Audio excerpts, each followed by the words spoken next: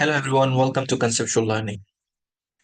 Today I'm going to talk about the PhD journey, basically how to start a PhD journey. So this video is for those new aspirants who want to do a research and who got recently admission in PhD and they are really confused that how to start a PhD, like from where we should start, what should we do.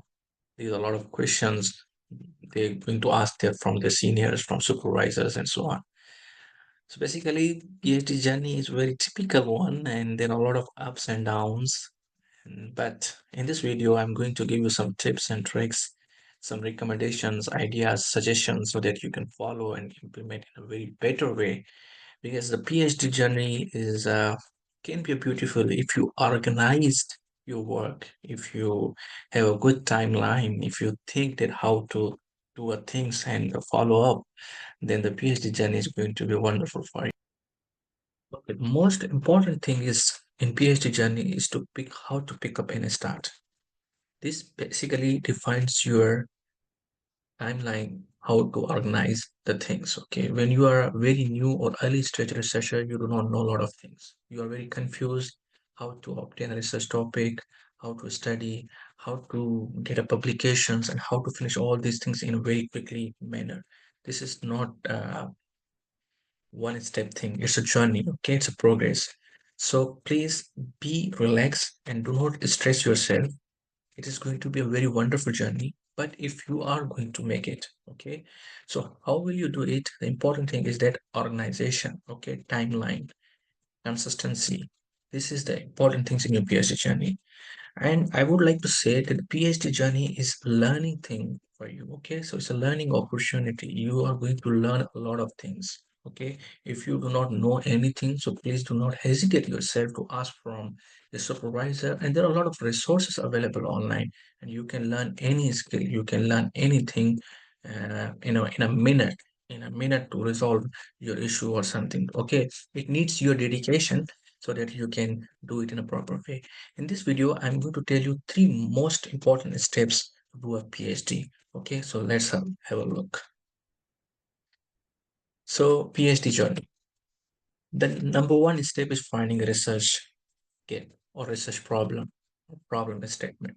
Okay, because when you are doing a PhD, so PhD, you are going to do a research when you have a problem statement, when you have something to do. Okay, so how to find a research problem is that first thing is that you are going to do a literature. Okay, in your research domain and your research area, you will get material. Maybe your supervisor provide you a lot of material, books, papers, articles, and survey papers. You will read that papers and you will understand them and you will develop your interest in that topic, and then you will realize that okay, I have a interest in this particular domain, and then maybe you will find the technical papers and articles on that topic, and then you will search out what further can be done, what more analysis, comparison, architectures, algorithms, accuracy, development, design can be done on that particular topic. Okay, so the first step in PhD is to find a research problem, find a research gap. Okay, I'm going to explain these steps one by one in a detail how to do it actually. Okay, so please be with me and I'm going to explain everything in a organized manner. Okay, second step is objectives. Think of objectives. What this step is all about, once you have a research problem, okay, then of course you will find ways to resolve that problem. Okay, and in order to find a solution to that problem, you will set your key objectives. Okay, objective number one, objective number two, objective number three. Okay, maybe in collaboration with your supervisor, of course, you're going to tell him in your meetings, follow-up meetings, to set your objectives. Once you have a step one, that is very important. Okay, once you have a step one, then step two is not that much time consuming because you know the problem. Now you are looking for the objectives to resolve it. Okay, maybe three objectives, maybe four, maybe five, depends upon your PhD and the complications of the research problem. Okay, step three is going to be a design methodology. This is highly important in a PhD journey. This is the thing that you are going to learn more. In this research methodology, what you are looking for resources. You're looking for the way you will be getting your objectives. Okay, now you have a set of objectives, and now you will set a methodology to get those objectives one by one. Okay, but then for those objectives, you need a resources. What resources you will be required?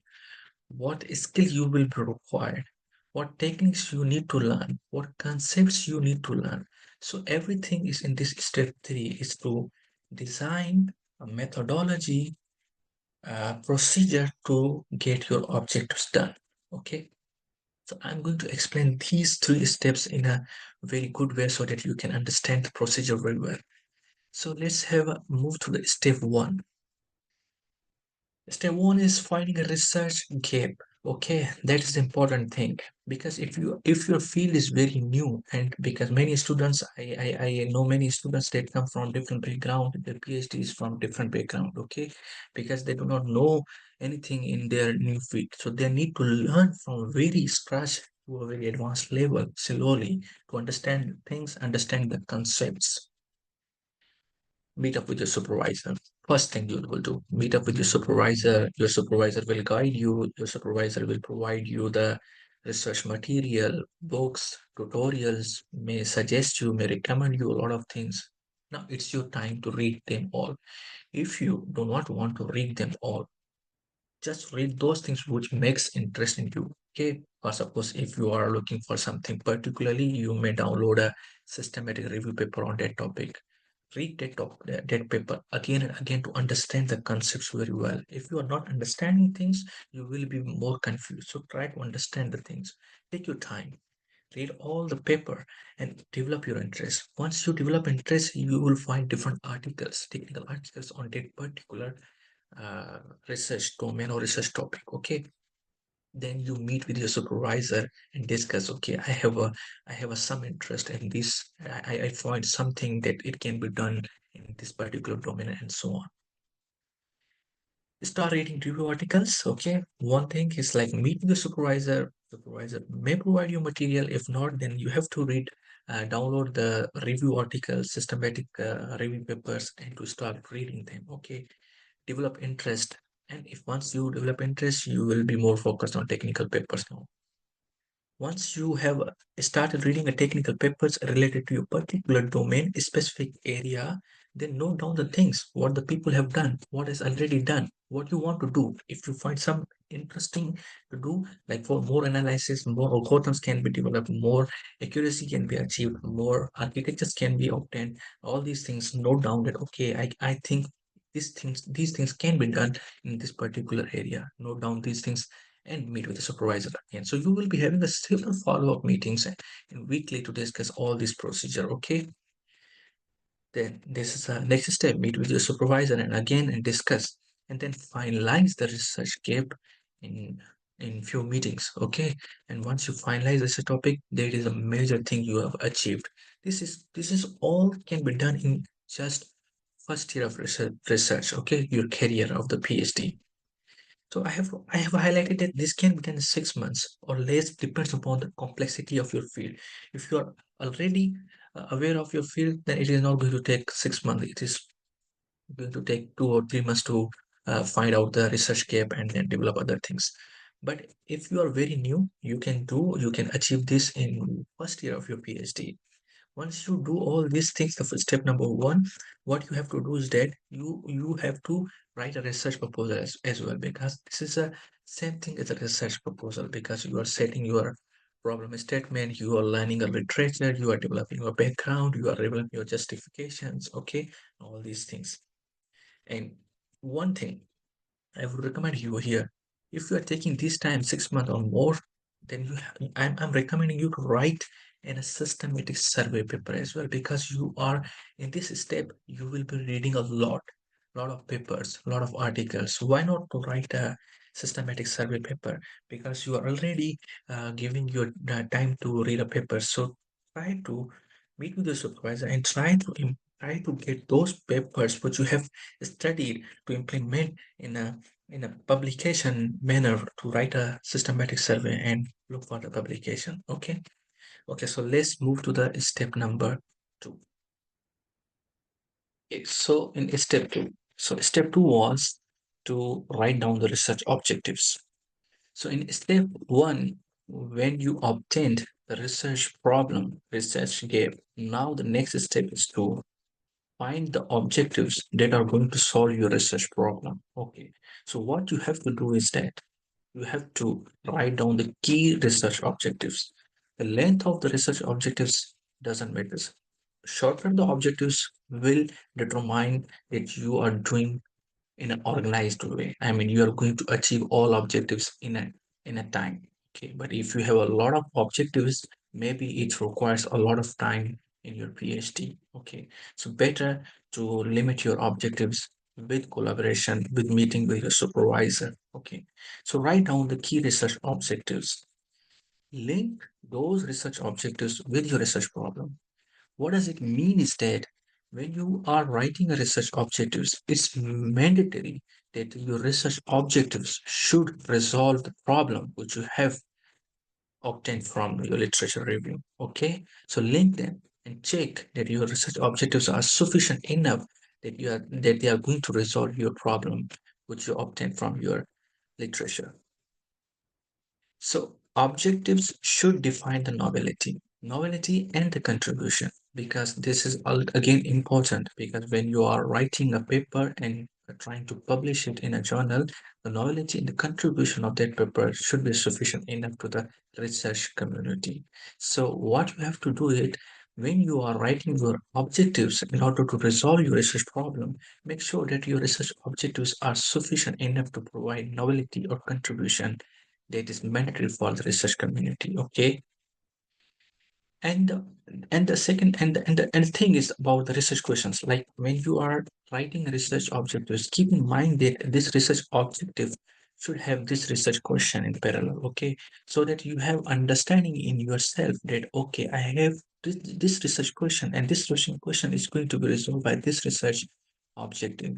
Okay, so how many number of whatever number of research objectives you have, the research questions you should develop again against these research objectives, so that you should organize your study in a such a way that okay, if this objective is going to resolve this research question or not. Okay, and then if you are meeting these criteria of novelty, contribution, and if your objectives are resolving the problem which you have obtained from your previously in step one, then finalize these research objectives with meeting with meeting with your supervisor. Okay, so that's your step two in your PhD journey. Now let's have a look into the PhD journey step three. Okay, so this is the final step for now in this PhD journey, because I want to keep things in very organized way. So step three, step three is to design your methodology. So now step one was the research problem, and step two was the objectives to solve your research problem. Now step three is the design methodology and procedure which you will implement and do to get your objectives done. Okay, so what you have to do in this step, this is very important step, because this is what you are doing actually in your PhD. So you will be learning a lot of things in this step, because maybe this is a new step for you because you do not know anything about your field or so on. So this step is important and it takes time. So it's not mandatory that you are doing it in a 1 month or 2 months or in 1 year. It takes time. So if it is taking time, then give your time, because this is the important thing in your PhD journey. So, okay, so what is the first thing is look for resources needed. So once you are having one objectives, okay, so if you are resolving any one objective at the moment, okay, and then look for the resources that are needed for resolving that objective. For suppose if you are working on some hardware setup or something that needs to be used for data collection, because once you have a data, then you are going to work on the data and different analysis, different algorithms, different architectures you are implementing on your data sets. So how you will be collecting a data sets, either you need any hardware devices or any built-in data sets or available online data sets, whatever. Okay, so the next step is like experiment data sets, experiment set. Okay, so basically you need a data sets. Okay, so you either need a experiment setup from that you're going to collect the data sets, okay? Or you must be have a data sets provided by your supervisors or any online available data sets that you're going to work on it, okay? So understanding a data is important in this methodology, that what you're going to do with your data sets, okay? So the experiment setup is like if you're working on a hardware devices, you must have any particular setup that you're going to collect the data sets, okay? The next step is what kind of the programming skills, hardware skills you need to implement, okay? Because if you are very new in the field, you must learn to some programming skills, either a Python language, MATLAB, or C language, whatever, which is required by your PhD, okay? So you have to check that what other peoples have done, which language is most importantly used in your work, okay? So you need to learn that language, you need to learn that skills, and you will learn it by online resources and tutorials, and you can do it in a very quick manner. So that is basically the important part of your PhD journey, that you have to learn a lot of things, okay? So do not rush yourself, just learn things in a very conceptual way and then implement in your journey, in your to obtain your objectives, okay? So keep in mind that you need to check out at what skills you will be required, what hardware resources you will be required, and try to get that, okay?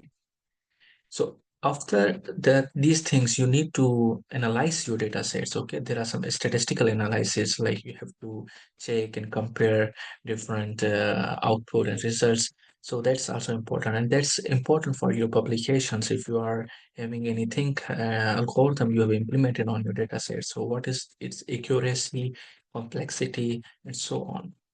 So these can be done by the statistical analysis. So you need to learn basic statistics, basic mathematics, how to implement, how to check your data sets in an accurate or in a proper way. Okay, that is mandatory for your PhD. So of course, and then you will be having results and outcomes. And these results and outcome, you need to check the novelty and the contribution. After that, when you're having a results and outcomes, you need to finalize the things, and then you have to meet with your supervisors and satisfy your results, and then you go for your publication. So achieve your objects one by one and go for publication. So publication is step number 4, okay, which I have not mentioned and discussed in this video, but I'm going to explain in a very next video. But in step 4, you have to write how to write an article, how to publish an article. That is another important aspect of your PhD journey.